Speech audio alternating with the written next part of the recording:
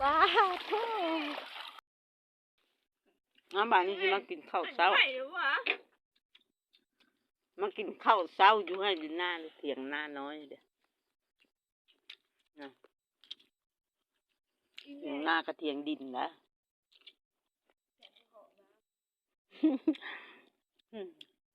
เถียงดินพักสบายฝนตกฝนลมมาบ่ยาก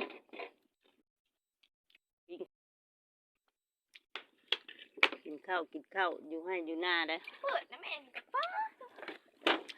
อยู่หน้ากินข้าวอยู่เถียงหน้ากิโลได้หลายเมื่อคืนนี่เขาก็อยากนึงแล้วกันลูกกาแล้วมัดกาแล้วก็กากิโลได้บอกหลายเกือบเต็มข้องกิโลฮะหลายเทหลายว่าเมื่อคืนนี่ค่ะน้ำพุนี่เต็กหัวอ้ำอยู่มาเดี๋ยวมาเดี๋ยวกินข้าวเดี๋ยว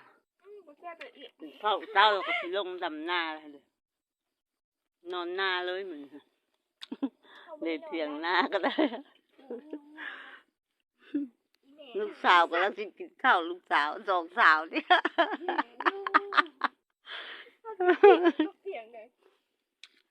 นายก็พายบุญมาที่แบ่งให้กินกิโลทำบุตรตาจากได้อยู่บ่